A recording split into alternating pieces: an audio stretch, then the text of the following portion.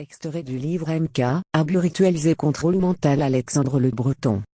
Voici un extrait du chapitre 2 intitulé Les racines des abus rituels traumatiques et du contrôle mental. P 56-58. Les rituels initiatiques de type traumatique ont pour but de transcender la conscience. Dans son livre intitulé A Course of Severan Ardutri, Aline Brunet nous explique que les épreuves des anciens cultes à mystère visaient à produire des états altérés de conscience, une expérience mystique avec un état d'extase et d'union avec le divin. Les méthodes impliquaient l'exploitation de la douleur, de la peur, de l'humiliation et de l'épuisement.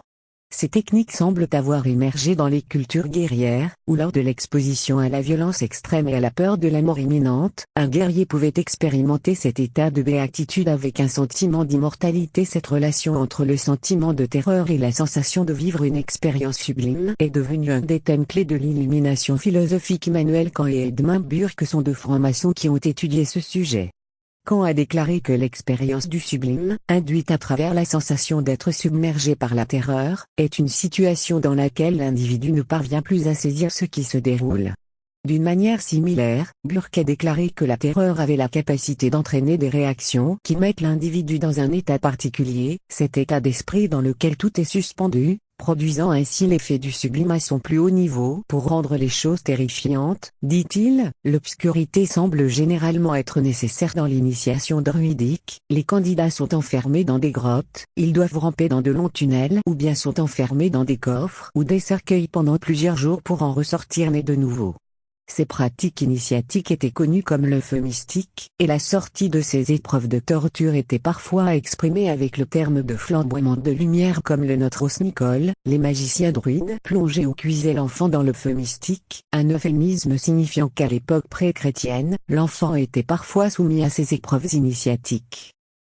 En 1756, Edmund Burke parlait ainsi du sublime. Quel que soit ce qui peut provoquer le sentiment de douleur ou de danger dans l'esprit, cela produit l'émotion la plus forte que l'esprit humain soit capable de ressentir. Lorsque le danger et la douleur deviennent trop intenses, cela devient totalement terrifiant et donc a priori incapable d'entraîner du plaisir. Cependant, avec un certain recul, nous observons que de telles choses sont délicieuses. Emmanuel Kant décrivait le sublime comme la rencontre entre le moi et ce qui a la possibilité de l'annihiler totalement, c'est-à-dire le trauma pouvant anéantir la volonté et désarticuler la personnalité. Voici par exemple comment Glenn Gray décrit les états modifiés de conscience des soldats sur les champs de bataille. En danger de mort, beaucoup de soldats entrent dans un état hébété où la clarté d'esprit a totalement disparu. Dans cet état, ils peuvent être pris dans le feu de l'extase collective jusqu'à en oublier la mort en raison de leur perte d'individualité. Ils peuvent également fonctionner comme les cellules d'un organisme militaire pour faire tout ce que l'on attend d'eux car ils deviennent alors des automates. Cet état de conscience modifié face à la terreur et ou à la douleur extrême, que certains nommaient le sublime au XVIIIe siècle, ce flamboiement de lumière ou cette illumination, est ce que l'on appelle aujourd'hui la dissociation, un point essentiel sur lequel nous reviendrons tout au long du livre. La dissociation étant la fondation sur laquelle s'implante la programmation des esclaves MK monarches. Dans son livre Religion, Anthropological View, Religion. Une vue anthropologique, Anthony Wallace décrit un processus d'apprentissage rituel qui fonctionne essentiellement avec ce qu'il nomme la loi de la dissociation. Il écrit que ces pratiques visant à induire un état spirituel extatique en manipulant directement et crûment le fonctionnement physiologique de l'humain se retrouvent dans tous les systèmes religieux, antiques et primitifs. Wallace classe ces manipulations en 4 grandes catégories. 1. Les drogues. 2. La privation sensorielle et la mortification de la chair par la douleur. 3. La privation de sommeil entraînant la fatigue. 4. La privation d'aliments, d'eau ou d'oxygène. Dans son livre datant de 1966, Wallace décrit indirectement, sur une base anthropologique, les origines des abus rituels sataniques et du contrôle mental. Il décrit comment le néophyte est mis dans un état où il se retrouve radicalement dissocié de toutes ses connaissances passées afin de recevoir de nouvelles informations. En effet, la restructuration cognitive et affective, programmation, est facilitée lors de ces états dissociatifs où la suggestibilité du sujet est démultipliée.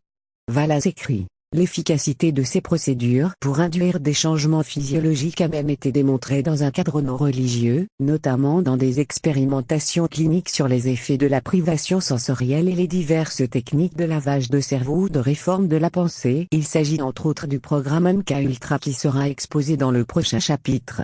Anthony Wallace parle d'un état spirituel extatique entraîné par certains rituels, une extase provoquée par un profond état dissociatif. Le mot extase qui vient du grec extasie signifie sortie du corps. Cette illumination dissociative lors des traumatismes est en effet considérée par certains comme extatique, c'est-à-dire un état de conscience où passé, présent et futur sont transcendés et unifiés. Certains rituels traumatiques extrêmes vont jusqu'à provoquer ce que l'on nomme une NDE, Near Death Experience, une expérience de mort imminente dans laquelle notre espace-temps est transcendé. Les victimes de viol rapportent souvent ce phénomène de dissociation extrême où elles se sentent sortir de leur corps physique lors du drame. Nous y reviendrons dans le chapitre 6. Voici un extrait du chapitre 6 intitulé Traumatisme, dissociation et connexion aux autres dimensions. Sous-chapitre: Dissociation et sortie hors du corps. La porte ouverte à la possession. P. 361-365. Dans le livre Diagnosis and Treatment of Multiple Personality Disorder, le DR. Frank Putnam dit qu'il y a deux camps sur la question de la sortie hors du corps, un groupe qu'il qualifie de séparationniste, ceux qui croient qu'il existe une âme, un corps astral, qui peut quitter véritablement le corps physique pour se déplacer vers d'autres lieux, et puis il y a des psychologues pour qui ces expériences de sortie du corps sont simplement un état de conscience modifié et qu'il s'agit d'une simple hallucination. Les nombreux témoignages tendent à prouver qu'en effet, il existe un corps astral pouvant se mouvoir hors du corps physique. Les personnes décrivant une sensation de flottement en apesanteur, en dehors de leur corps. Certaines personnes qui ont vécu une NDE, Near Death Experience, une expérience de mort imminente ou encore expérience aux frontières de la mort, ont pu décrire précisément l'opération chirurgicale qui était effectuée sur elles suite à un accident, alors qu'elles étaient dans le coma. Elles étaient également capables de rapporter le nombre de personnes présentes dans le bloc opératoire et ce qu'elles se disaient entre elles. Leur corps énergétique était au-dessus de la scène et pouvait ainsi tout observer dans les moindres détails pendant que leur corps physique était inconscient, allongé sur la table d'opération. Ces expériences de mort imminente étudiées par le DR. Raymond Moody, mais également les travaux de Robert Monroe du DR. Jean-Jacques Charbonnier, montrent qu'un corps énergétique, dit corps éthérique ou corps astral, avec une conscience, peut quitter le corps physique puis le réintégrer. Certaines personnes maîtrisant ce phénomène et peuvent le provoquer à volonté, chose qui n'est évidemment pas conseillée. D'après un sondage Gallup datant de 1982, il y aurait 25 à 30% de gens qui auraient vécu ce genre d'expérience suite à une hospitalisation ou à un traumatisme sévère. Les occultistes connaissent bien cette technique du voyage astral, dite de la projection astrale du corps de lumière hors du corps physique. C'est une discipline étudiée par les sociétés secrètes telles que la Golden Dawn ou la franc-maçonnerie, mais c'est une pratique avant tout maîtrisée par les chamans des cultures pré-industrielles, qui voyagent à travers les différentes dimensions grâce à cette technique. Le phénomène de dissociation décrit dans le chapitre précédent s'accompagne parfois d'une sensation de séparation de l'esprit et du corps. Certaines victimes d'abus sexuels décrivent clairement une sortie concrète hors du corps physique lors de leur dissociation déclenchée par la violence extrême, la douleur et la terreur. La psychotraumatologue Muriel Selmona, spécialiste de la dissociation, parle dans ces cas-là d'une décorporation. Marie-Ange Le Bouler, l'auteur du livre Le viol, décrit bien comment elle s'est retrouvée en dehors de son corps, observant son viol et analysant de manière très lucide la situation dans laquelle elle se trouvait. Elle a décrit ce phénomène lors de son passage dans l'émission de télévision Allô Docteur sur France 5 en janvier 2014. Je me sentais à 1 mètre, comme dans un film. J'étais à 1 mètre derrière et je regardais la scène que j'analysais d'ailleurs très clairement en me demandant ce que je pouvais faire pour m'en sortir. C'était très clair. Dans le documentaire intitulé Une vie après la secte Planète Plus, 2014, Flora Jessop, née dans une famille d'intégristes mormons, témoigne sur son enfance martyrisée. Cela a commencé par des caresses, il me disait que je ne devais pas en parler, que c'était notre secret. Au début, j'étais fière, mais en même temps je me sentais sale et je ne comprenais pas pourquoi. Cela était très bizarre, je partageais un secret avec mon père et cela me donnait envie de vomir. J'étais terrifiée à chaque fois qu'il voulait me parler. Je suis devenue très douée pour me détacher de moi-même. Je flottais au-dessus de moi et je le regardais me toucher en ayant l'impression que cela arrivait à quelqu'un d'autre. Comme ça, je pouvais encore aimer mon père. Chaque enfant considère son père comme son héros, c'est le premier héros d'un enfant. Ce que j'ai appris très tôt, c'est que les monstres ne se cachent pas sous notre lit, les monstres passent les portes et ont des visages familiers. Mon héros était un monstre. Le livre Vie frappe femme violée rapporte un certain nombre de témoignages de dissociation avec une sortie hors du corps lors d'un viol. Une des stratégies de survie la plus répandue est décrite par Debbie comme une sortie en orbite. Elle se souvient. Il était entièrement couché sur moi, et alors je suis juste sorti avec mon esprit, je n'étais tout simplement plus là. Je m'étais transporté ailleurs et j'ai réalisé plus tard que je l'avais souvent fait, même en grandissant, lorsque quelque chose me blessait, je devenais totalement engourdi. Karen décrit aussi avoir eu une sortie hors du corps. C'est comme si j'étais en train de regarder la scène du coin de la chambre et je ne pouvais plus rien ressentir. Cela est arrivé seulement durant les abus sexuels mais pas pendant la violence physique. Annabelle a également décrit avoir eu une expérience hors du corps durant son viol, elle raconte. Je me focalisais sur mon bras tout en étant quelque part au-dessus, mon bras était tordu sous mon corps, comme une poupée de chiffon. Je ne voyais pas le viol comme s'il m'arrivait à moi, mais comme si cela arrivait à quelqu'un d'autre avec un bras tordu. Carré. Dans le livre Reach for Above atteindre l'arc-en-ciel, Lynn Finner rapporte le récit d'une survivante qui décrit sa dissociation psychique puis la sortie hors de son corps. Je ne peux plus supporter cela une minute de plus. Je sens que je vais mourir. Je veux mourir. Oh, s'il vous plaît, laissez-moi mourir. Que se passe-t-il? Je ne sens plus la douleur. Pourquoi je ne ressens plus de douleur? Je ne ressens plus rien, je me sens tellement paisible. Je flotte jusqu'au plafond. Que se passe-t-il? Je peux voir le corps nu de mon père sur le lit en dessous de moi. Je vois son dos et l'arrière de ses jambes. Il est sur une petite fille, une fille avec de longs cheveux noirs comme moi. Mais c'est moi. Je suis tellement confuse, je ne comprends pas. Comment puis-je être là-bas et ici au plafond en même temps? Je peux voir mon père et la fille, moi, bouger sur le lit, mais mes émotions et la douleur ont totalement disparu. Je ne ressens plus rien, mais je peux entendre ses pleurs. Je suis contente de ne plus être en bas, je ne veux pas y retourner. Carré. Le Dr. David Gerstan a rapporté un témoignage concernant ce processus de dissociation extrême. Dans son livre intitulé Are j'éteins en Ligtune Orlosin Urmain? Êtes-vous en train d'atteindre l'illumination ou de perdre la tête?